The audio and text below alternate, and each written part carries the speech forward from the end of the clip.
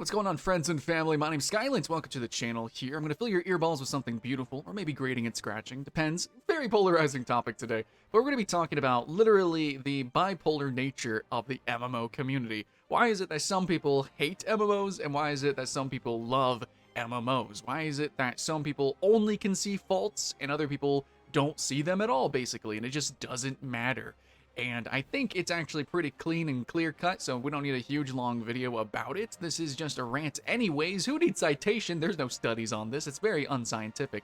But then again, this is all mostly just emotion. So if you want to meet me in the comments below, keyboard warriors, I'll join you. Into the fray, let's have some fun. But over the past 10 years of professionally reviewing MMOs, specifically, online games and stuff like that, though especially MMORPGs, I've come to notice that with certain criticisms that I have, I've noticed a lot of comments would be like, no, you're wrong. I mean, even though you're showing literal examples of what you are talking about and saying it, and, you spent a week in this game or whatever, yeah, no, you're just wrong because you need to spend a month in it. And also at the same time, the footage is, you must have, I don't know, that only happens to you. It totally doesn't happen to anybody else. That's just a you thing. I don't know what I get a lot of comments like that. And then other times, sometimes I am actually celebrating a game, like in list videos or something like that, and all the comments are just like, hey Sky, this game is utter garbage, even though you're showing clear examples of how it's not garbage and clear examples of how it is unique and objectively different and special compared to all other MMOs. You're wrong. It's all just fucking awful and you're dumb. So it's like, what? You can't really win with the MMO community, which you might have noticed actually if you do or have been trying to get into the community, especially around the game Final Fantasy XIV. So that is going to be our main example, and that is going to be the game that I will be referencing a lot. Now, disclaimer, I have not beaten Final Fantasy XIV, and I plan to actually play it through very soon here, and I'm actually excited about it. But this is a game that even if you didn't play it, which I have played it a little bit, even if you didn't play it, you know that it's a very polarized community. On one hand, everyone says that everyone is incredibly friendly, the community is great, it's more unique and special than any other MMO, and that everyone is just, feel good feelings. But if you actually try to look up reviews and stuff like that, you might have noticed that a lot of reviews get taken down because they're not glowing enough. They don't say enough good about the game. Or some people have really strong opinions about it, where maybe they think the combat is slow, or maybe they're coming from a game like World of Warcraft that does things similarly but differently, and, they directly compare it and people don't like that. So, then they're forced to literally take down their videos because the reception is so toxic. Final Fantasy XIV apparently has the best community and the worst community. And I think that this is just, because the game itself is polarizing, the community itself is polarizing, it is just the perfect game to use as an example of what we're fucking talking about here, which is the polarization of the MMO community. Why is it love and hate? Okay, and I'm basically going to come out and say it. It doesn't take a genius to figure this out, and I am sure that I could find relevant studies somewhere if I had a bigger channel and it was worth my time. But basically, when you do certain things in life, you kind of turn certain parts of your brain off. Now, I'm not saying that you need to turn your brain off to enjoy Final Fantasy XIV, but I'm saying that you have to turn your brain off to enjoy any MMO. That's actually what I'm saying.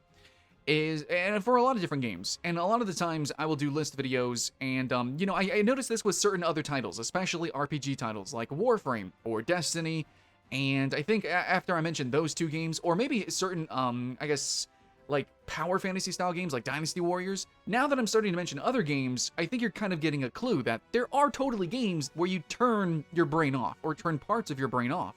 And even though like a game like Warframe can be incredibly complex, or like most MMOs can be incredibly engrossing with lots of stats and, item builds or whatever, there's a lot going on with the story or what have you, maybe lots of different abilities.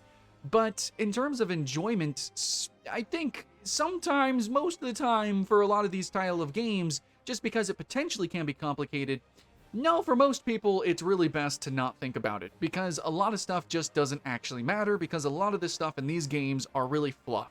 The way these games are designed is in a way to sort of be more preying on an addictive personality, more about the cyclical nature of the gameplay loop, and just kind of playing and replaying and kind of doing a lot of the same stuff over and over again as you build up to a climax, sure. So a lot of these online games as a service, they want to keep you hooked, basically.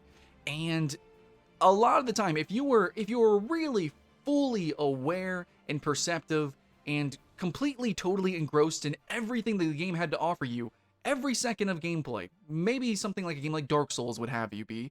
If you played a game like Dark Souls and then had the same mentality going to an MMO, you would be slapped in the face very quickly, because very quickly you realize, oh, there is going to be grind. Oh, very quickly you're going to realize that there is basically copy-paste quests. Very quickly you're going to find out that the epic story that you've been told that you're going to enjoy in Final Fantasy XIV is actually dozens of hours away before it even begins to click. You know, so there is a tremendous amount of faith, a leap that you have to take with MMOs, a tremendous amount of effort that goes into even just kind of beginning to take your first steps in these games, let alone the journey. You know, you got to climb the mountain, and then you notice that actually that was just a hill. There's entirely multiple mountains that you need to climb ahead of you. Yeah, so it's a lot of blood, sweat, and tears to just get into this genre. And then, at the same time, there's still a lot about the game, this genre, that you have to understand there needs to be sacrifices. If you're going to have a persistently online game, you're going to have things like, you're going to have a global cooldown, which is a big problem in Final Fantasy XIV, or a problem to some people. Again, so, see, that's the thing. It's a problem to some people, and to others, it doesn't matter, because, well, I don't know, whenever I do reviews, I call these things speed bumps, where I think technically, in terms of a game design perspective, in a perfect universe and world, it would be a negative, but depending on your mentality, depending on the type of player you are, your perspective, and also your understanding of the sacrifices needed to be an MMO, depending on all of that, it actually just might be a no-brainer. Like, yeah, you know, World of Warcraft can't have amazing graphics, or Final Fantasy XIV, you can't have crazy, ridiculous, acrobatic, you know, combat, which, yeah, I know you can look at BDO and it does it, but anyways, so, yeah, you can't have certain things because it's an MMO. So, you know, the UI is frankly atrocious. It's garbage.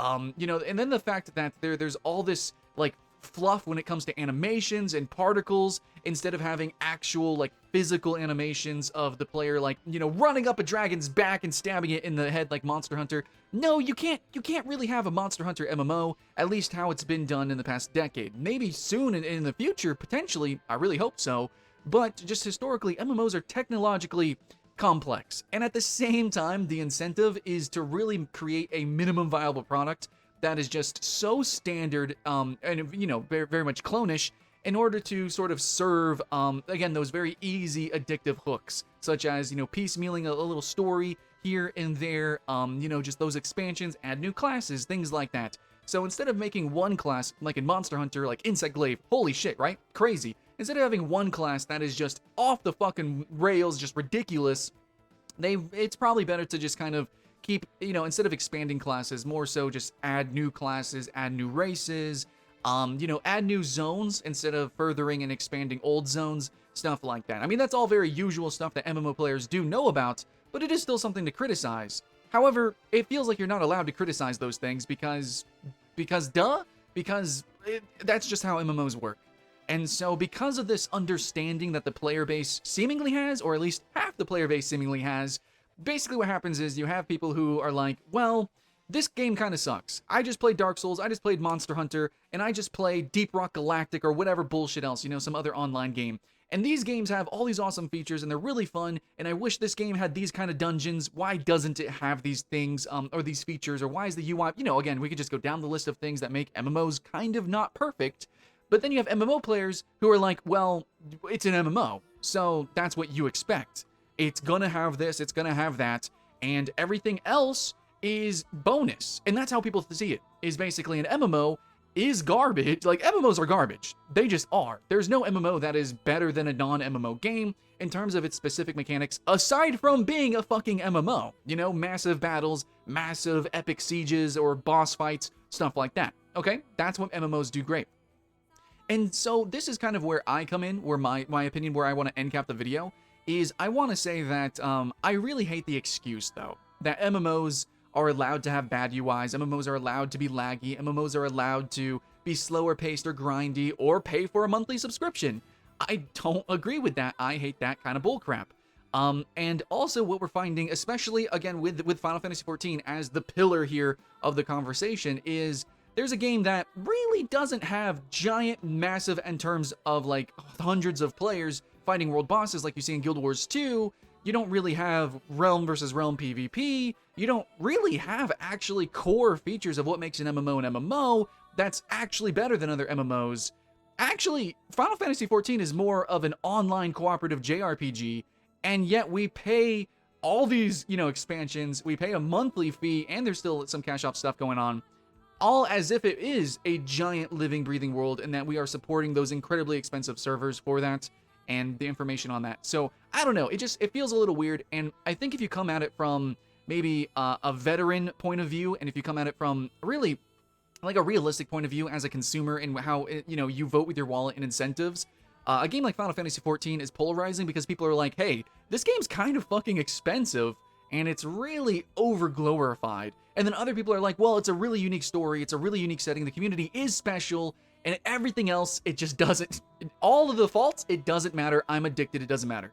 And in the end, you can't fault either side. Because, hey, I'm in the mood to turn off certain parts of my brain and turn on other parts of my brain. I do want that engrossing story. I do want to engross myself in the community, and I do want to play in a Final Fantasy universe. I want that weird mix of fantasy and the esoteric storytelling, and I want to jump in. I want to hear the music. I want to absorb myself in the art of Final Fantasy. And yes, it's going to be incredibly expensive, and yes, going to be fucking awkward, but I am choosing to do that, and I am electing to turn off part of my brain.